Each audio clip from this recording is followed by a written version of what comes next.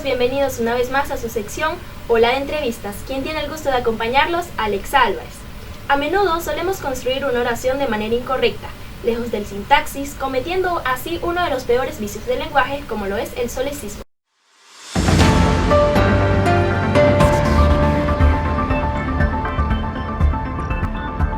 Hoy estaremos conversando con el doctor en Gerencia Avanzada, doctor en Ciencias de la Educación, postdoctor en Estudios Libres, magíster en Gerencia Empresarial, licenciado en Administración, certificación internacional en Programación Neurolingüística y además profesor en los diferentes niveles de nuestra alma mater, doctor José Ángel Salcedo.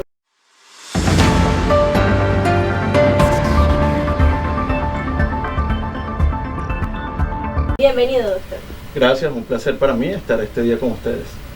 Y a nosotros agradecidos por tenerte aquí. Doctor, para comenzar este conversatorio, queremos saber qué son para usted los vicios del lenguaje. Bueno, los vicios del lenguaje son muy variados. Pueden ser vicios escritos o pueden ser hablados. Uno de los más conocidos es el dequeísmo o queísmo, que para todo, en cada momento, buscamos acortar la oración y de manera de expresarnos colocamos una muletilla que es el que o de que. Quiere decir que la persona cuando va a explicar algo dice de que vengo o qué voy a hacer porque de que viene, por decir algo. Entonces esto, además de entorpecer el lenguaje, convertirse en una muletilla, también hace que la persona se pierda dentro de la oración por esta muletilla, este que o el de que, te lleve a otra parte de la oración, entonces viene perdiendo la comunicación. Bien, es muy importante y es lo que nos afecta día a día los vicios del lenguaje. Por eso me gustaría saber, como profesor de quinto nivel en las diferentes áreas de esta universidad, ¿cómo crees que podría afectar estos vicios al momento de los estudiantes formarse en profesionales? Uno de los principales problemas del lenguaje es cuando queremos, por ejemplo, en mi caso, que ya trabajo con doctorado, estudios de quinto nivel, es cuando queremos, digamos, hacer interesante el discurso. Queremos que las personas vean o al leer sientan que estamos en un nivel de doctorado o un alto nivel de estudio. Entonces empezamos a recurrir a palabras que no conocemos el sentido o que no están bien empleadas dentro de la oración. Entonces allí ya caemos en algo contradictorio porque no estamos comunicando, sino que nos estamos descomunicando, porque no nos estamos dando a entender con la otra persona. Y esto es lo que ocurre a veces mucho con los jóvenes, que hacen estos vicios del lenguaje, es porque creen que no los van a entender, entonces empiezan a pronunciar mal las palabras porque otros compañeros lo hacen de esa manera. También se podría decir que es como una forma de código entre los jóvenes, porque bueno, está de moda pronunciar mal la palabra, entonces lo hago de esa manera. Hace un tiempo estaba muy de moda el meme de la llama que decía hola, ¿qué hace? Entonces era una moda y las personas lo utilizaban porque era cómico, era chévere, era entre los jóvenes o como un código. Pero el problema se da es cuando yo de repente lo estoy utilizando y estoy consciente de que está mal escrito y lo estoy haciendo porque quiero en ese momento ser por moda o por hacer algo cómico. El problema es cuando otra persona no tiene la preparación y no sabe que realmente así no se escribe y entonces empieza a adoptarlo como que es la realidad, como que aquí se escribe.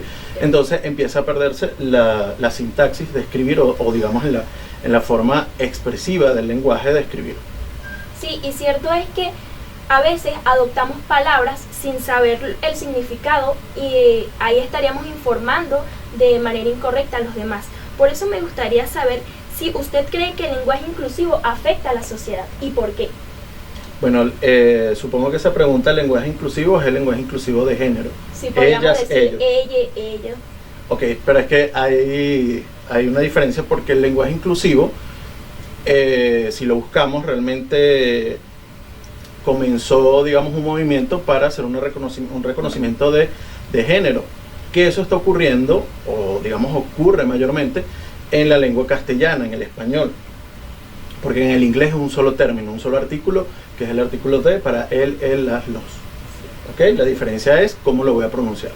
Sin embargo, el lenguaje inclusivo de género se utiliza, a mi parecer, es por populismo, por llegar a las personas, por hacer un reconocimiento, y si necesito, en este caso, digamos, hacer sentir que los estoy reconociendo, es porque obviamente no los reconocía, ¿ok? Entonces por eso es el lenguaje inclusivo de que él, ellos, ellas, caballeros, damas y caballeros. Bueno, sí existe el damas y caballeros, pero todas y todos es redundar. En los cargos, el cargo es director, supervisor, presidente, no es presidenta, no es directora. Sin embargo, por este mismo lenguaje inclusivo se ha venido diciendo directora, pero tú te gradúas de ingeniero, tú no te gradúas de ingeniera, ¿ok? Entonces hay ciertas contradicciones. Sin embargo, como lo dije anteriormente, cuando se hace un uso continuo de ese tipo de cosas, o digamos de esos modismos del lenguaje, hay otras personas que lo toman como correcto, como ley, y entonces empieza a usarse de manera cotidiana. Tal es el caso de acá en Venezuela. Nuestros gobernantes o digamos las personas que están en alto gobierno se expresan con ellos, ellas, doctores, doctoras, directores, directoras, y ya desde hace un tiempo, ya digamos que prácticamente por costumbre también todos buscan a escribir y expresarse de esa manera. Sí, y yo creo que también parte de esto, o la raíz de esto, vendría siendo las redes sociales. Podríamos ahí conocer uno de los mayores vicios del lenguaje, como lo es el extranjerismo, porque hay personas que adoptan palabras que no conocen su significado o que simplemente la usan por moda. ¿Cómo cree usted que las redes sociales afectan este lenguaje en los jóvenes?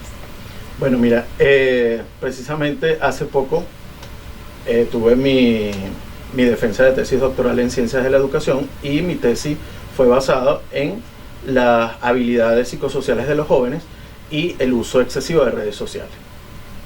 Las redes sociales no te van a dañar el lenguaje, ni te van a dañar la conducta. El uso excesivo y mal uso de redes sociales sí, son cosas diferentes. Es decir, yo puedo comer frutas y verduras y no me va a hacer daño, pero si como excesivamente frutas y verduras, o una sola fruta, una sola verdura, eso es lo que me podría hacer daño. Todo en exceso nos hace Todo daño. en exceso hace daño. Entonces, primero vamos a desligar el hecho que la red social o las redes sociales son las que afectan el lenguaje, sino el mal uso o el mal consumo de la información en las redes sociales es lo que vendría a hacer daño al lenguaje. Y en este caso, el que mencionas, el extranjerismo o el Spanglish, ¿ok? Ese es el que daña de la misma manera. Como te digo, hay personas que lo hacen por moda, por gusto. Hay otras que lo hacen para, como se dice ahora, para hacerte viral. Entonces, cuando otra persona ya lo empieza a adoptar como que, mira, me gusta porque, no sé, está de moda, está en boga, es lo mejor hablar de esta manera, y lo empiezo a hacer continuo, y en redes sociales, bueno, ahora sabemos que sale algo, y sobre todo con los trends de TikTok y de los Reels, entonces se hace muy de moda algo. Y el problema es cuando otra persona no tiene la información y no sabe que simplemente es un juego, es algo que está de moda, es algo momentáneo, sino que cree que es la información correcta. Es lo mismo que cuando nos vamos a Google y vamos a investigar sobre una tarea, y si no sabemos la fuente que lo está escribiendo, lo damos por hecho que esa es la información válida. Entonces lo importante es saber de dónde estamos consumiendo la información y qué hacer con esa información, porque puede ser simplemente un juego y lo puedo hacer, grabé mi tren, ya listo, pasó, no necesito hacer cotidiano esa forma de expresión. O también lo hacen por llamar la atención o por agradar a los demás, como es el caso de los influencers de hoy en día, que utilizan los Spanglish, el extranjerismo o el mal uso de la lengua simplemente por querer llegar a un público, por querer agradar, y lo que están haciendo es mal informar al público. Sí, de esa manera los influencers es un tipo de liderazgo. Ese liderazgo se le asigna el liderazgo transgresor, porque esta persona puede influir de manera positiva o negativa ante su audiencia. Entonces esa línea es muy delgada, porque por creerse o por las personas creerlo una celebridad, hacen ver como que actuar o hablar de la misma manera que esta persona lo hace es lo correcto y es lo idóneo para el momento o por la moda o para sentirte que estás encajando dentro de la sociedad o dentro del círculo social donde estás relacionando o quieras ingresar. Y por último, doctor, ¿qué consejos le darías a aquellos futuros periodistas o simplemente en general al público para que puedan evitar estos vicios del lenguaje? Mira, lo más importante es saber qué es lo que estás haciendo. Las redes sociales no son dañinas. Lo dañino es cómo la utilizamos. Sí puedo hacer mi trend de mis reels, puedes hacer uso de los trends de TikTok, pero siempre sabiendo de qué manera lo haces o por qué lo haces y que esta manera sea ecológica. Ecológica me refiero a que no dañe a otra persona.